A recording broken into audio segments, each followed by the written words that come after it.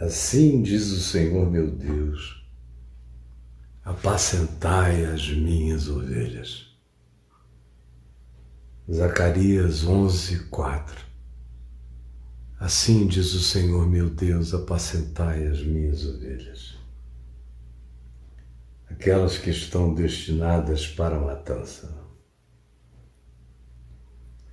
E aí tem a descrição toda aqui de Zacarias 11, do verso 4 em diante, e do interesse dos pastores das ovelhas espirituais humanas em Israel nos dias de Zacarias.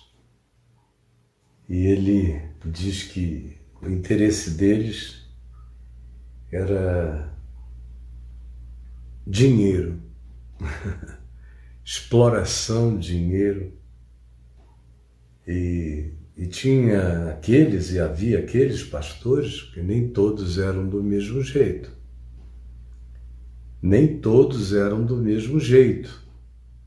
Mas havia aqueles que gostavam mesmo daquelas ovelhas totalmente sem esperança, aquelas bem autodestrutivas, aquelas que já carregavam o desígnio da morte no coração. Essas são infinitamente mais alcançáveis. No seu desespero, elas fazem qualquer coisa. Aquelas que são destinadas para a matança, no seu desespero, elas fazem qualquer coisa.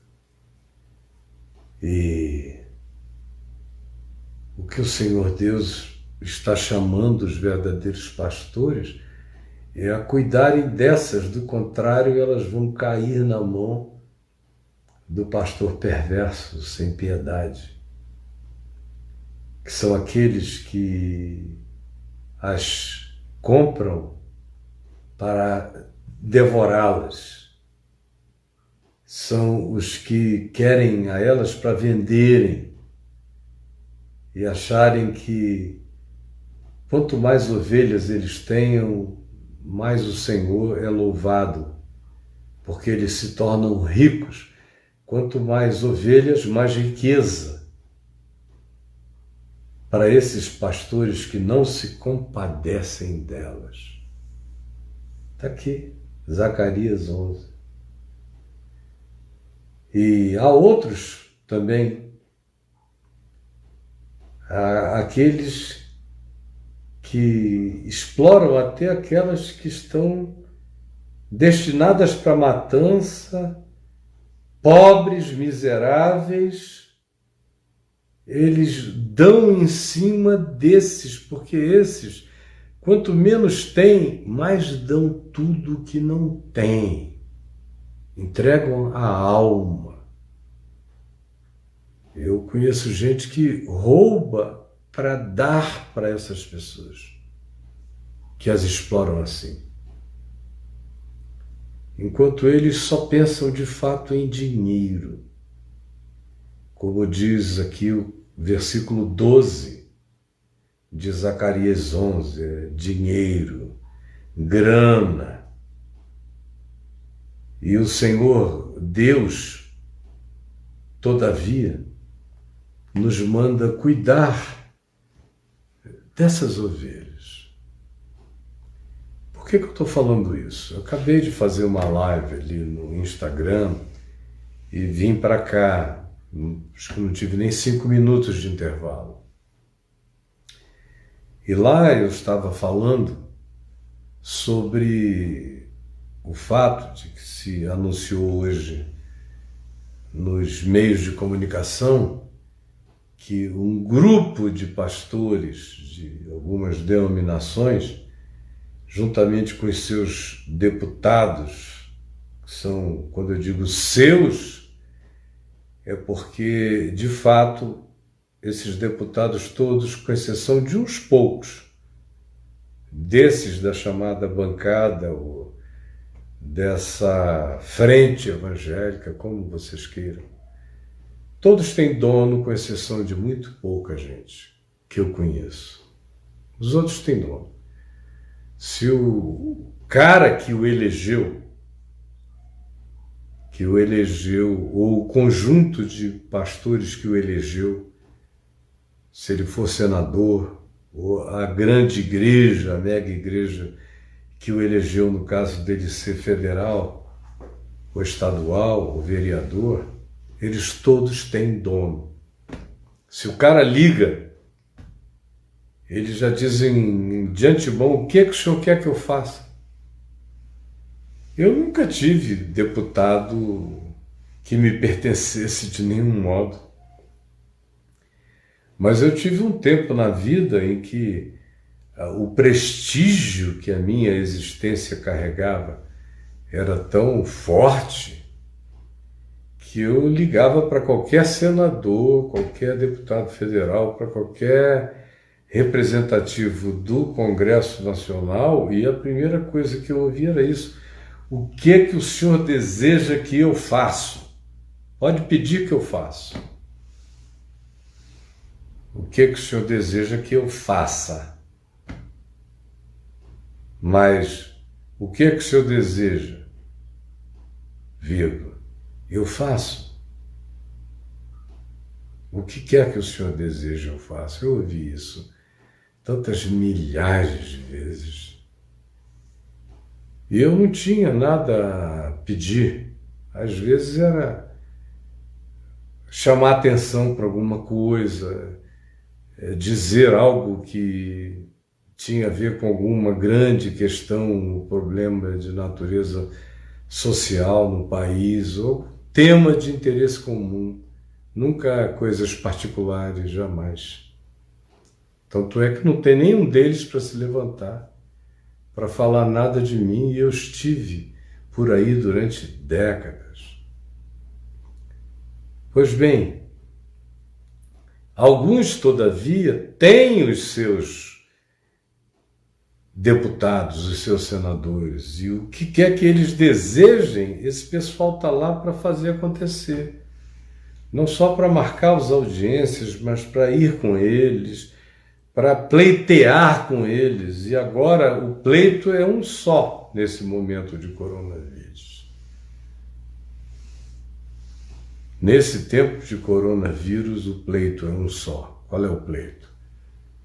Não nos feches os templos. Nossos templos precisam ficar abertos. Por quê? Bom, eles vão dizer que é porque o templo é um lugar de um serviço essencial. Como se ali no templo a pessoa que entrasse ali encontrasse um respirador, uma palavra, um ouvido. Não pode. Nesses lugares, desses indivíduos, não é assim. E nos que são assim, por exemplo, nas igrejas católicas, não pode haver confissão, não pode haver contato. Tem um pastor aqui em Brasília, um padre aqui em Brasília, que sentou numa esquina e na frente da paróquia dele ficou ouvindo confissões ou desabafos. Aí quem quer para ali do lado, baixa o vidro e fala a 2 metros de distância com ele. Esse cara está mais interessado em gente do que a maioria, embora não necessariamente ele tivesse que estar ali numa época dessa de internet, de plataforma. Mas esses que estão pedindo para não fechar os templos não são todos. São os mais importantes, são os visíveis, são os da televisão, são os do rádio. É que precisam que o templo fique aberto, senão quebra a cadeia do cassino, do dinheiro, do carrossel. Quebra a cadeia. Porque eles precisam do templo para levantar dinheiro, para pagarem a TV e o rádio, para empurrarem mais pessoas incautas desesperadas, aflitas, destinadas para a matança, com promessas grandiloquentes, maravilhosas. Tudo será resolvido se você der dinheiro para Deus, porque Deus só aceita sacrifício que seja na forma de dinheiro, e Deus não se move se você não fizer um sacrifício. Não existe nada de graça, não existe nada porque Deus é amor, não existe nada porque Deus é compassivo e misericordioso e habita com o quebrantado e o contrito de coração. Não, isso não existe. Deus só ouve a voz da grana. O único mediador entre Deus e os homens é a grana, é o dinheiro. Jesus é só a cerejinha para te atraírem, e Deus é o bolo para você vir. E eles moram dentro desse templo, mas só são acessados se você der dinheiro nas campanhas, nos dízimos, que são todos geridos pelo dono da igreja, pelo dono da denominação, pelo patrono, pelo imperador eclesiástico. Mas vocês acreditam nisso? Meu Deus! Vocês acreditam nisso, cara? O coronavírus, no entanto, está nos ajudando a discernir. Ajudando, eu espero, você a discernir. Pelo menos isso. Porque eu venho dizendo isso há muitos anos, desde 1974, 75, 76, 77. Entrei nos anos 80 dizendo isso para todo lado, alertando. Já havia esses sinais à nossa volta. Eu tinha certeza que eles iriam crescer. Entramos nos anos 90 já com isso explodindo.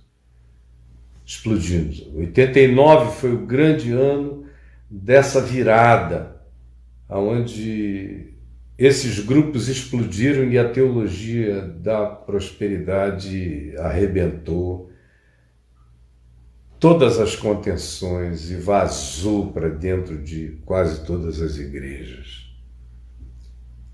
E eu continuei falando que isso era uma mecânica, que funcionava assim. Falei ininterruptamente. Até o dia de hoje eu nunca parei de falar. Nunca. Mas às vezes uma voz gritando no deserto. Mas está aí a coronavírus para fazer uma diferenciação entre pastores que querem cuidar de ovelhas e pastores que querem arrancar a pele, as unhas, o tutano das ovelhas. Só isso. Quais são? Que diferença é essa? Você veja, por exemplo, as chamadas igrejas históricas, como a presbiteriana, a luterana, a metodista, a congregacional, as batistas, e outras igrejas da mesma linha de autogestão e de configuração, todas essas não têm nenhum problema em fechar o templo. Nenhum. Você já viu? Tem algum representante da igreja presbiteriana pedindo ao presidente para que todas as igrejas presbiterianas tenham seus templos abertos para fazer culto? Nenhum deles. Ou batistas? Não. Agora, as igrejas cassino, que são as mesmas que são donas de deputados e de senadores, estão lá querendo que o culto evangélico seja considerado serviço essencial. É uma ironia. Se vocês conhecessem a verdade, vocês iriam morrer de rir. Mas morrer de rir. Porque eles estão se telefonando entre eles. Eu sei exatamente como é que funciona. Eu sei. Eles estão se ligando, gente, a gente tem que mobilizar. Já falei com fulano, já falei com cicrano, já falei com não sei quem. Os nossos deputados, fulano, beltrano e cicrano, estão marcando uma audiência. Nós temos que ir e nós temos que pleitear, porque se fecharem os templos por causa da bosta, da porcaria, desse coronavírus do diabo, nós vamos à falência. Meu programa de TV vai sair do ar dentro de 1 mês ou 2. Sem gente no templo, sem a porta aberta, para eu dar o envelope, para eu oferecer a campanha de 5.000, de 2.000, de 1.000, de 500, de 100, até tirar o último centavo. Eu não pago o programa. Se eu não pagar o programa, eu não encho o templo, e se eu não encher o templo, eu não tenho a rotatividade e nem o meu ganho, que é altíssimo, nem os meus compromissos pessoais, que são pesados. Porque isso tudo existe para me servir. E eu me sirvo disso tudo. Essa é a conversa. A conversa entre eles, entre os mais amigos, é dízimo. O tempo todo é dízimo, dízimo, dízimo. Campanha, oferta, lançamento. É tudo isso. Eles não param de pensar no seu dinheiro, em levar você lá de algum modo para meter a mão em você. E é tudo mágico. Se você fizer, se você der, você vai sair de lá e alguém vai perguntar o que você aprendeu. Aí você vai dizer: eu aprendi que se eu não der, eu não recebo, eu tenho que dar. Mas se perguntarem alguma coisa sobre a vida, você não aprendeu nada. Você não foi ajudado, não foi pastoreado, não foi nada, você só foi hipnotizado, só foi sugestionado, só foi condicionado de tal modo que você virou um robô de obrigações, um escravo de desejos perversos praticados e falados em nome de Deus e em nome de Jesus nem tanto mais. São esses. As igrejas históricas, as igrejas sérias, têm relação pessoal com os seus membros. Por isso elas não têm medo de fechar a porta, sabia? Coronavírus pode ficar e durar 1 ano. A Catedral Presbiteriana do Rio não vai quebrar. Ela está ali há mais de um século, abraçando os que nascem, sepultando os que morrem. As pessoas têm um vínculo com aquela entidade como quem tem um vínculo com alguma entidade familiar profundo. Eles recebem serviços essenciais da igreja. Os doentes e os velhos são visitados. Os pastores levam a ceia do Senhor na casa dos idosos.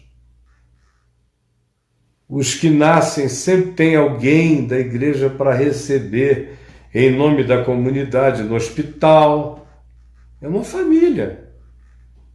Eu fui pastor presbiteriano minha vida inteira. Fui em Manaus. Era assim que papai e eu fazíamos lá. Fui na igreja presbiteriana Betânia.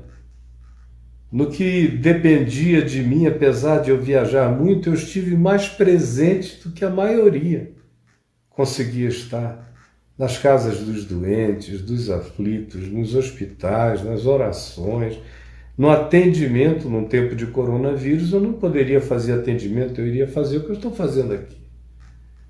E no mínimo estariam todos os membros da comunidade lá, me assistindo virtualmente. A palavra ia ser transmitida, tudo iria prosseguir. Assim como nas igrejas batistas, pastoreadas pelos meus amigos, nenhuma relutou em fechar a porta. Nem as metodistas, nem as luteranas. Agora, você bote desse lado os grupos sérios que tratam a comunidade como vínculo familiar, íntimo, relacional, de cuidado, de carinho, de atenção humana, e os outros que não sabem seu nome, que não querem saber, que não têm teu endereço, que não sabem chegar na tua casa, que só querem saber se você está participando da campanha e está dando dinheiro. Esses é que estão pedindo que em plena era de coronavírus o templo fique aberto. Por quê? Porque não tem evangelho no ensino deles. Não tem evangelho no ensino deles. Não tem Jesus dizendo para a mulher em Samaria, que perguntou a ele, onde é o lugar em que se deve adorar? Onde é o lugar?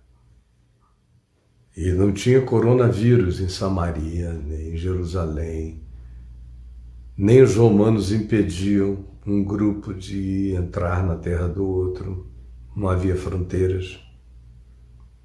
Onde é o lugar aonde se deve adorar? Onde?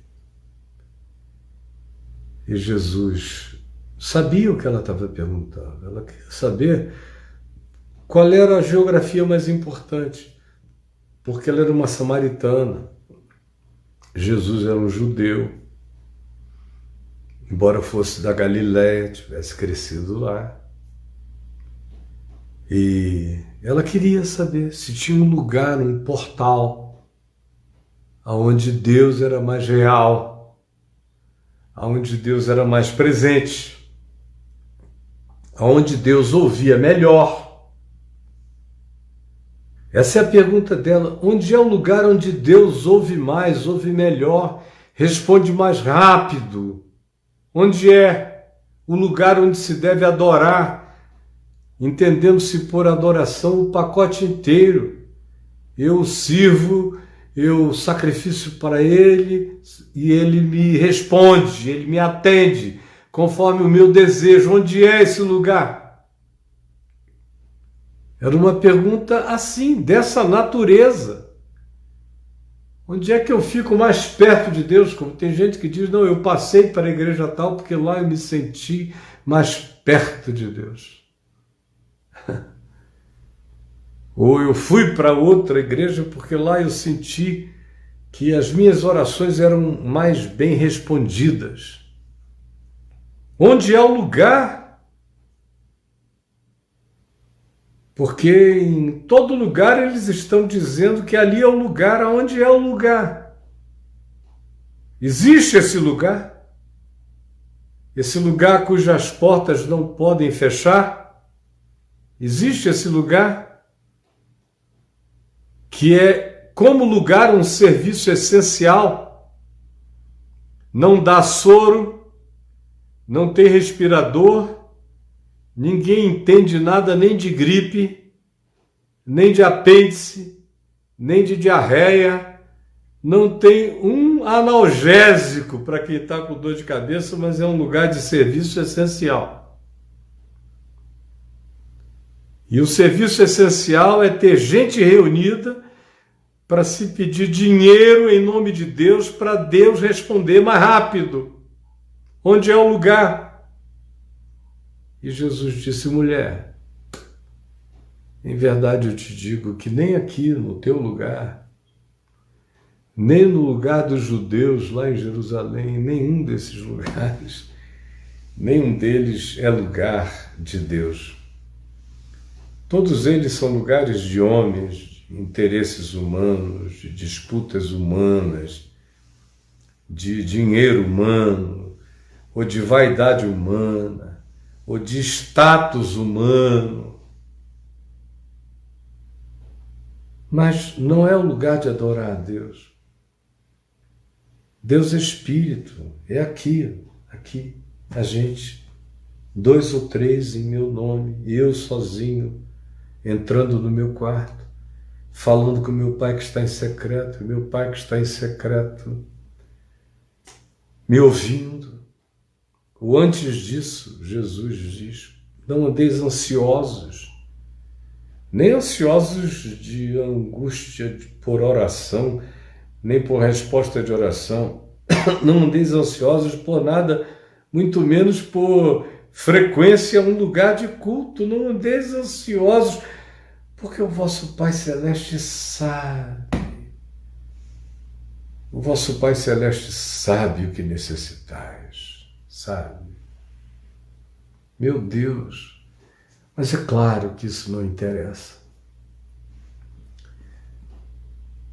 Você já leu aqui no profeta Malaquias, no Velho Testamento, no mesmo lugar onde se fala dos dízimos, no capítulo 3, você já ouviu que antes disso se diz? No capítulo 1, agora, pois, suplicai o favor de Deus que nos conceda a sua graça, mas com tais ofertas nas vossas mãos aceitará Ele a vossa pessoa? Oxalá, o quem me dera, diz o capítulo 1, verso 10. Quem me dera houvesse entre vocês aquele que fechasse as portas do templo. Quem me dera houvesse entre vocês aquele que fechasse as portas do templo, para que vocês não fizessem essas campanhas vazias, para que vocês não viessem supostamente usar em meu nome o altar para praticar a vaziez do capricho, do desejo da vaidade. Eu não tenho prazer em vós, eu não tenho prazer em vós. Que abris a porta do templo, eu não tenho prazer em vós, diz o Senhor. E nem aceitarei da vossa mão nenhuma oferta. Vocês têm interesse em outras coisas. Olha só, capítulo 1, verso 11, Deus diz, no mesmo ambiente onde se manda trazer os dízimos à casa do tesouro, capítulo 3, que era o templo de Jerusalém, para recuperá-lo, que estava em ruínas. Antes de dizer isso, o que Deus diz é: olha, esse negócio que vocês trazem, que vocês fazem, com o coração com o qual vocês fazem, para mim, isso e nada é a mesma coisa. Eu não habito em lugares. Olha como ele não habita em lugares. Verso 11 diz: mas desde o nascente do sol até o poente é grande entre todas as nações o meu nome. Fora de Israel, todas as nações. Quando Malaquias falou isso aqui, foi 400 antes de Cristo. Quem eram as grandes nações daquele tempo? O Egito, a Média, a Pérsia, a Grécia. Os romanos estavam iniciando, se tornando estruturadamente grandes. Os bretões, os celtas, pessoal lá da terra de Thor e de Odin. Gente de todos os lugares. E ele diz: desde o nascente do sol até o poente é grande entre as nações, essas nações que eu mencionei e as outras, os índios americanos, os índios latino-americanos, os índios sul-americanos, todos os povos das ilhas que existiam há 2.400 anos atrás. Desde o nascente do sol até o poente é grande entre as nações o meu nome. E em todo lugar, em todo lugar, em todo lugar, em todo lugar, mais do que o coronavírus, em todo lugar é queimado incenso, esses incensos que os crentes aborrecem tanto. É Deus que está dizendo aqui no Velho Testamento. Em todo lugar tem gente queimando incenso e trazendo ofertas as mais variadas, comidas, flores, o que eles querem. Ofertas puras, sinceras, de gente que não tem templo, não tem Bíblia, não tem religião organizada, mas tem um coração cheio de um gestual de amor, de esperança. Esses fazem para mim culto sem saber. E o meu nome é grande entre essas nações. Vocês estão pensando que eu preciso de igreja aberta? Agora, esse pessoal que está lá pleiteando o templo aberto como serviço essencial, sem oferecer nenhuma contrapartida, a não ser a possibilidade de reunir pessoas para levantar dinheiro, para não entrarem na mecânica da falência,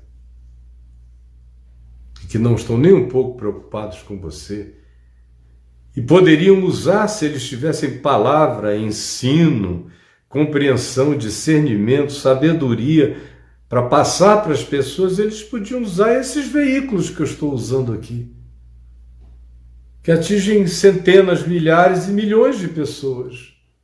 Eles poderiam, mas não se materializa o pegar no dinheiro aqui, ó.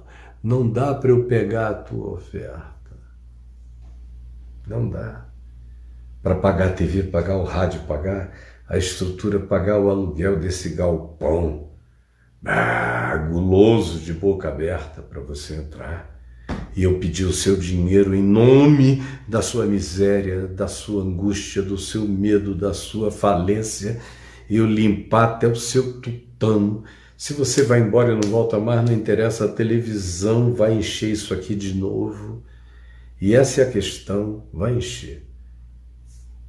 Tem uns que são assim, estão querendo, apesar do coronavírus, que os templos fiquem abertos, para que eles, na gulodice deles, matem alguns, ou quem sabe dezenas, ou até centenas, como foi o caso daquela seita na Coreia do Sul que se negou a fechar a porta e acabou que disseminou aquilo para milhares de pessoas. E há aqueles que podem ser toscos às vezes, conservadores demais, legalistas demais, muito moralistas, muito puritanos, mas que preferem fechar a porta, apesar de qualquer coisa que eu não concorde a respeito disso. Porque o negócio deles não é dinheiro. Eles, certo ou errados, estão ali por convicção. E a maioria deles prefere, porque eles têm acesso aos seus membros, aos seus paroquianos, eles preferem mandar um e-mail, fazer um contato, mandar os grupos de WhatsApp, reunir todo mundo. Porque eles sabem que o coronavírus pode ficar 1 ano. Eles não vão perder ninguém, nem vão à falência, porque as pessoas vão tratar aquele grupo como família. É diferente. É outro espírito. Por exemplo, o Caminho da Graça aqui, que não tem templo, não tem lugar, não tem prédio, não tem propriedade, não tem nada disso, eu não tenho a menor preocupação com o coronavírus, nem aqui, nem em lugar nenhum, em nenhuma estação do caminho ou em nenhum dos grupos que funcionam no espírito do Caminho da Graça, nenhuma preocupação. Não tem nem o que fechar, já está fechado. O lugar da reunião pode ser aqui, pode ser ali, pode ser acolá. Há 15 anos vem sendo assim, de modo que o coronavírus, nesse sentido, e nada é a mesma coisa, não vai prejudicar em coisa alguma. Por quê? Porque as pessoas se conhecem, as pessoas se relacionam, as pessoas entendem o objetivo. As pessoas colaboram, as pessoas cooperam, as pessoas se sentem parte, as pessoas sabem que no desespero serão ajudadas, que na angústia serão amparadas, que na aflição serão socorridas. É família para elas. Ninguém precisa explicar coisa alguma, já está certo. E ninguém está atrás do dinheiro de ninguém. Nós podemos ser corpo de Cristo. É só o que podemos ser. Nós somos corpo de Cristo. Já éramos antes dessa facilidade. Agora, com muito mais facilidade. Tem gente que deve estar me assistindo aqui na África. Vamos ver se a Karen está aí. Karen Souza. O delay, ela vai me ouvir daqui a alguns minutos. Me assistindo na África. Em Ovelha. Nunca encontrei com ela na vida, mas ela me chama de Papis. Mas já participei dos assuntos mais íntimos da vida dela, como ninguém presencialmente, eventualmente, teria participado. Como eu estou fazendo aqui há algumas décadas já, pelo menos nesse nível direto e intenso, há 20 anos. 20 anos. Respondendo cartas, e-mails, pastoreando. Por isso é que tem milhares de pessoas que me dizem: você é o meu pastor, porque eu sei que eu sou. Eu as pastoreio, eu as ajudo a não se separarem, a se perdoarem, ou a se separarem sem se maltratarem, sem litigarem. Vou ajudando todo dia. Eu sei que essa palavra é cura. Tem alguém aqui que diz: Caio, eu estou na China. Bom dia, Caio. É o André Lima da Rocha. André, obrigado. Um beijo para você aí na China, que está sendo pastoreado pela minha palavra agora e está tendo o coração consolado e confortado e fortalecido. Toda culpa seja tirada, toda paz seja dada, toda comunhão direta e livre com Deus te seja possibilitada agora em nome de Jesus. E assim, meus queridos, tem gente em todos os lugares, no mundo inteiro. Quem tem palavra e tem boa intenção no coração, pastoreia todo mundo, pastoreia qualquer um. Japão. Deus te abençoe. Estou no Japão, Vivi, Maurício, Yoshioka. Deus te abençoe, Vivi. Beijo para você, para os meus amigos no Japão, em todos os lugares, Madrid. Às vezes tem gente que diz: eu estou aqui na Namíbia, estou aqui na Etiópia. Gente em todos os lugares, como na Bahia. Olha só, eu estou aqui pastoreando você em Araraquara, Denilson. A Vivi no Japão, o pessoal da Moca, de qualquer lugar. Por que a gente tem que ir a um lugar se a gente só tem que clicar num lugar e receber a palavra íntima da ministração segundo o Evangelho? Segundo o Evangelho. Manacapuru, lá na minha terra, olha só. Manacapuru, eu já jejuei muito, Miro, aí em Manacapuru. Já preguei, já expulsei demônios, já vi doentes serem curados aí em Manacapuru. Pergunte aos velhos de Manacapuru, eles vão lembrar. E naquele tempo tinha um campo de futebol, eu reunia as pessoas aí no campo, Ilha Bela, gente amiga de todos os lugares. Olha só, essa é uma igreja, corpo vivo de Cristo. Eu preciso ir ao Bolsonaro pedir para reunir. Agora, nesse momento aqui, eu estou com 752 pessoas. Daqui a pouco, meia-noite, eu vou ver com a minha mulher, tem 17, 20, 25 mil, 32 mil.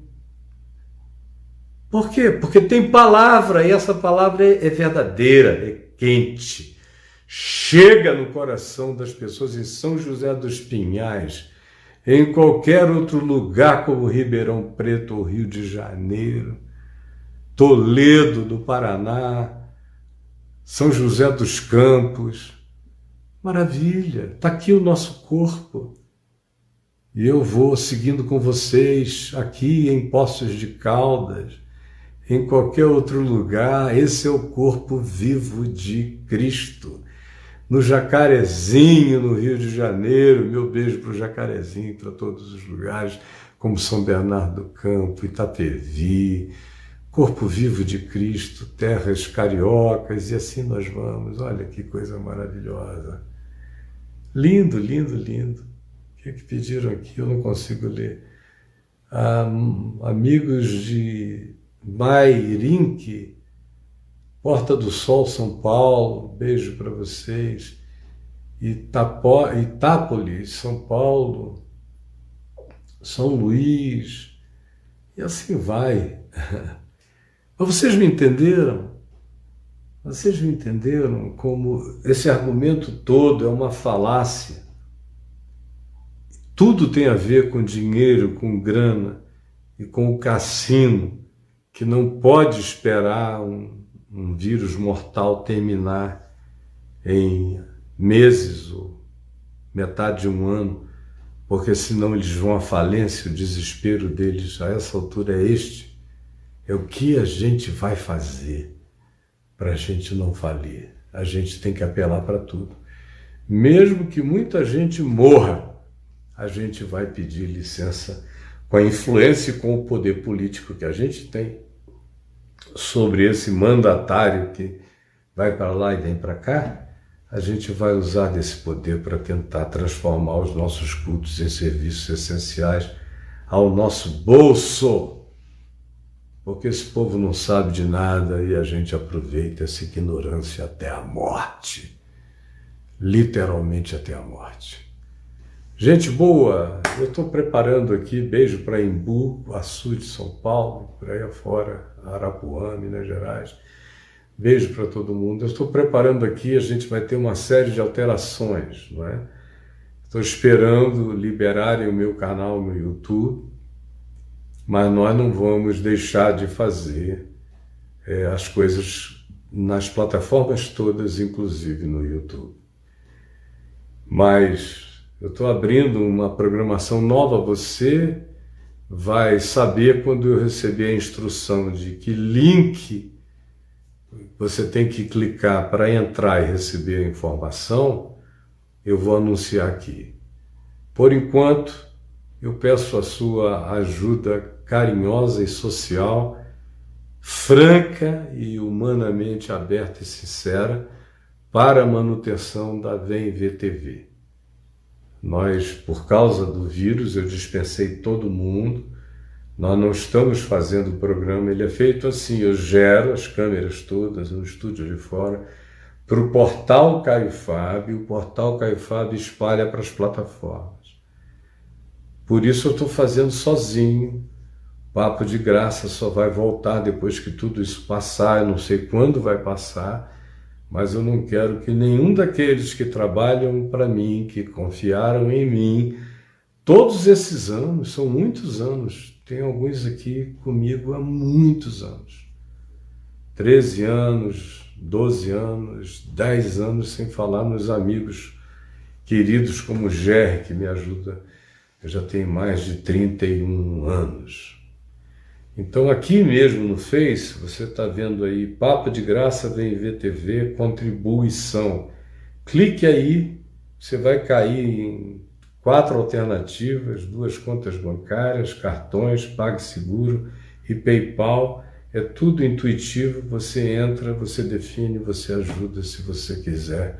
Se você achar que vale a pena, não é porque você, apesar disso, está recebendo a minha mensagem, é porque eu, apesar de fazer de graça tudo isso a minha vida inteira e faria até o último dia da minha vida, não quero falhar com aqueles que dependem de mim, tá bom? Então, contribua, obrigado, Ítalo. E Que o que falou aqui? Vou contribuir, Caio. É uma bênção. Amém, meu irmão. Deus te abençoe. Para cada um aqui. Epa, que legal. Você está em qual cidade? Eu moro em Brasília. Há 15 anos. Eu morava no Rio, antes do Rio, em Manaus. Eu morei alguns anos fora do país, indo e vindo, mas eu moro em Brasília. Que, por sinal, essa casa é um lugar onde a Adriana e eu, obrigado, Walter, Davi Aguiar, deposito sempre no Banco do Brasil, pode fazer isso. Essa casa é um lugar onde eu e a Adriana moramos há mais tempo. Eu, na minha vida, ela não. Ela sempre teve o hábito de morar nos mesmos lugares. Eu é que mudei muito durante a minha vida. Essas bengalas são herança do meu pai. Meu pai andava de bengalas. Então, desde criança que eu tenho carinho especial por bengalas. Antes dele morrer, ele começou a me dar as bengalas e quando ele morreu, ele me deu a muleta e a bengalinha que ele usava. Eu comecei com essas e fui gostando de encontrar bengalas, passei a comprar algumas e depois as pessoas, ao verem que eu gostava, passaram a me dar. Infelizmente, o Labor foi cancelado. É o corona, mas vai continuar, nada vai parar, tá bom? Você vai participar, meu querido Jefferson Macedo. Beijo para você, tudo vai continuar. Tudo que é palavra não para com o vírus. E a gente tem os mecanismos para transcender o espaço-tempo e chegar ao entendimento de cada um, aonde cada um está. Agora eu vou ter que parar, amanhã eu volto, 7h30 no Instagram, 8 horas aqui no Facebook. Um beijo para todo mundo. Sim, meu filho, morei em Niterói durante muitos anos. Morei no Ingá, morei em São Francisco, morei em Piratininga, em Itaipu, Itacoatiara, morei em Niterói, a minha terrinha, eu tenho filhos lá e alguns dos meus melhores amigos estão lá. Um beijo também para Canindé, no Ceará, um beijo para todo mundo que está aqui, Bauru, mandando beijo. Eu e o Arthur te mandamos um abraço, beijos de Araguari, Minas Gerais, olha que coisa linda. E assim é maravilhoso conversar com vocês. Está aqui, ó, igreja, muito mais de 1, 2 ou 3 reunidos em seu nome. Jesus, nós estamos aqui reunidos em teu nome. Uma realidade que Pedro, Paulo, Tiago, João, Tadeu, Bartolomeu, Simão, Judas, ninguém poderia imaginar que haveria esse dia em que um homem sentado diante de um aparato falaria com a terra toda. Que milagre! Que catolicidade, que universalidade, que coisa maravilhosa. Entrar nessa convergência espiritual com o teu povo espalhado em toda a face da terra, com todos esses que invocam o teu nome juntos em toda a terra, agora, nesse instante. Neste mesmo momento, em qualquer fuso horário. Muito obrigado. Esse é teu corpo. E nós estamos de acordo em amor, pedindo que tu visites a todos os necessitados nessa Assembleia. E de um modo muito especial nós oramos pelos Estados Unidos, que se tornaram o foco do coronavírus hoje no mundo, com as infecções crescendo para todos os lados, naquela superpotência que sofreu de um super atraso, que subestimou as consequências disso tudo. Ajuda-os agora, são as pessoinhas que estão morrendo sozinhas. Eu te peço pela Carla no hospital, sozinha, nos Estados Unidos. Gente sozinha e desassistida. E aqui no Brasil, salva-nos dessa esquizofrenia no processo decisório. Salva-nos. Até aqui nós somos uma casa dividida. E casa dividida não prevalecerá. Salva-nos, tem compaixão de nós. É o que eu te imploro em nome de Jesus. E que Deus te abençoe, tá bom? Amanhã eu estou aqui de volta, esperando todo mundo. Divulguem e venham. Beijos.